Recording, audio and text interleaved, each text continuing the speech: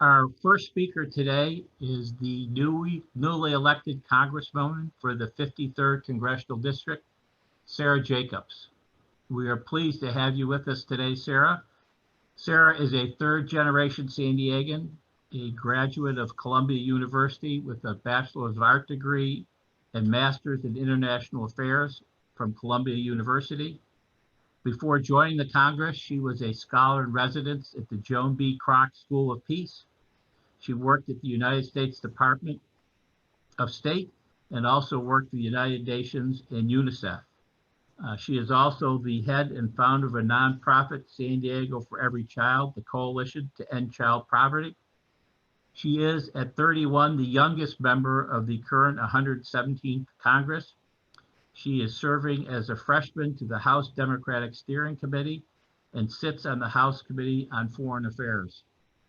I had the pleasure to meet Congresswoman Jacobs when she was running for office. She is in my congressional district. I went to a couple of her meet and greets and was fortunate enough to host one at my home. And what I can tell you from my personal interactions with her, she has a great skill, and that is she is a superb listener. Watching her command of the topics and the issues was impressive, but the way she interacted with the people in the room, the way she listened to their questions regardless of their political persuasion, and the way she interacted with them and connected with them was truly impressive. And I think this skill, in addition to her great intellect, will hold her in great stead as she fills the shoes of Susan Davis, who was our longtime representative. And we're really looking forward to having Sara Jacobs as our representative and to hearing her plans for the issues she thinks are pertinent to the South Bay. And with that, Congressman Jacobs, welcome. Thank you, John, and I'm so grateful to be here with you all this morning. Coming to you from Washington, D.C., I was hoping to be in San Diego this week. It's supposed to be a district week, but after the activities of last week, I felt like it was important to stay here and continue the work we need to do to hold folks accountable and to repair our country. This is not what I expected my first week in Congress to be. I think that it will shift some of the timeline of the priorities that we've been talking about in Congress. Prior to Wednesday, my priorities were and still are to make sure we get another COVID relief package. The one we got right at the end of the year was a down payment, a good start, but we certainly need more. And I'm working with the incoming Biden administration to make sure that we're getting the kind of assistance that we need, that it goes to those who need it most, that we are getting support for vaccine distribution. And then, as many of you know, because I see many familiar faces in this crowd, my big priority is childcare and making sure that we get funding for childcare in whatever COVID relief package that will be passing. As John mentioned, I sit on the House Foreign Affairs Committee. I was also recently appointed to the House Committee on Armed Services, so those will be my two committee assignments. I think we'll have a lot of work to do to repair America's standing around the world and work with our allies.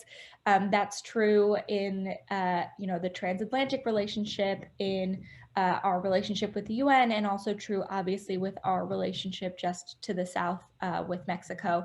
Serge, you'll be delighted to know that the person who worked on the Tijuana River issues for Congresswoman Davis has become my legislative director, so he is well versed and ready to get to work with you all, making sure that all the money we got in the USMCA gets implemented appropriately.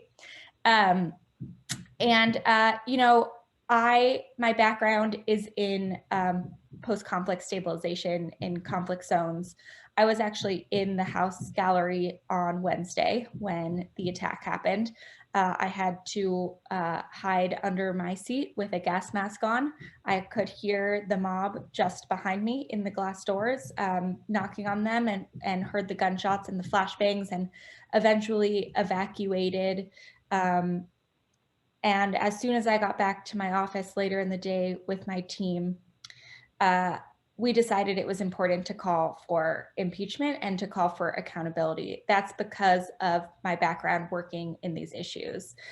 In my experience, if you don't set the highest level of accountability the first time an incident like this happens, you're much likelier to get future ones. And I don't think that's something that any of us want. So I'll be working with my colleagues, making sure that we are taking some of the lessons I have from working on these kinds of issues abroad to do the right thing as we move forward and hold people accountable and heal our country.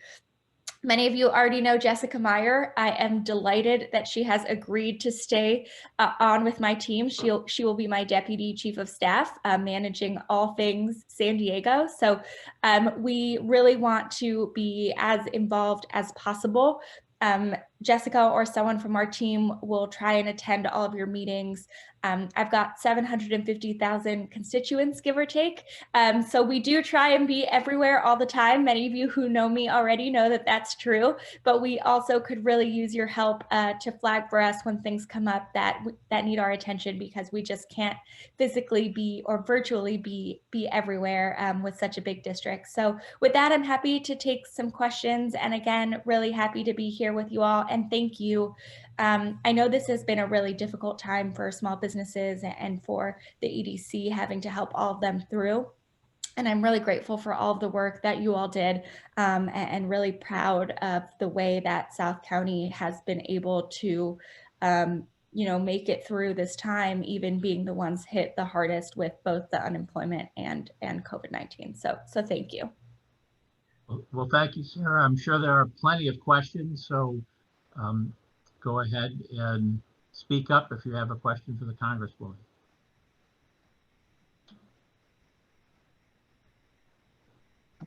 Don't all jump at once. This is Lisette Eastlast with MAC. Congressmember, I wanted to just take a moment to thank you for the focus on childcare and early childhood education. I know that's been a core part of your background, and I'm thrilled to see you continue to bring it to your work. MAC has over 2,000 families in our care across the county, and so we know how much early childhood education means to our families today more than ever. So just wanted to offer my support in any way we can to help further those efforts. Well, thank you. I appreciate that. And I'll definitely take you up on that as we're trying to get folks to push other members to make sure that there's funding in these bills. This is Ana Milgosa with Tennessee Health. Again, welcome and thank you just for bringing to the forefront the fact that there's so many disparities that exist, especially when it comes to healthcare. And we know that they go hand in hand with childcare, education, so forth, in the economy. My question is actually more of a request. What the mayor said earlier resonates so fiercely. We do need as many people vaccinated as possible. The barrier that we face, though, is the lack of people the workforce to help immunize people. So if we are able to get that kind of support at all levels, we can definitely speed up the process. And I'm in complete agreement that because we are seeing infection rates 3 to 5 times higher than the rest of the county in your district and the others where we serve down in the South County, it's important that we do prioritize really everyone in this area so that we can open up safely. So just thank you. And if there's any support you can lend us down here, it would be greatly appreciated. Absolutely. I'll have Jessica follow up with you to see if there's anything we can do to help. And thank you once again for your courage and brave leadership. It just talk about a quick orientation. Congresswoman, this is Mayor Sotelo Solis. Again, thank you for taking the time to address us here in the South County. I think you have a great team. Jessica is amazing. So great continuity there. One of the things that we, as the mayors, not only is it the COVID rollout, it's the economic recovery, but do you expect anything to happen within these next few weeks? I know that there has been talk about rolling out some type of relief in addition to, in parallel to potential consequences to the commander-in-chief. So are there any insights that you can share with us? Not divulging too many secrets, but you know, what you can. I know that the Biden administration has, or incoming Biden administration has been very clear that we need to walk and chew gum, that we have to be able to both hold people accountable and do the work of healing and repairing and build our country back from the public health and economic crisis. They are currently working on their proposal for a COVID relief bill that they would like us to pass. We have not seen a draft of that yet. But I know that they'll be pushing hard for us to pass another package early on in their administration, and I will be working closely with them because I agree. I think we need to get something passed as soon as possible, but I don't have a timeline for you. Okay. And I would just say that I know many times it is based off of population on how many resources are distributed, but I would just encourage you to use that equity lens of those that are most impacted, your district and Congresswoman Vargas's office as well. Just recognizing that, you know, the resources are definitely not only needed, but heeded and very much will be spent for those that are most impacted, given our proximity as well to the border and so many other variables. But I thank you for your work and look forward to the open dialogue from the City of National City to your office. So muchísimas gracias. Of course, and then I totally agree with you. We'll definitely be pushing on our colleagues to try and get that, along with my other colleagues who will be also pushing in that way. And of course, please do reach out at any time. We really do want this to be an open conversation, a constant conversation. We're not going to agree on everything, I promise you that, but we're always going to want to have conversations and listen and make sure that we are adequately representing our region in Washington.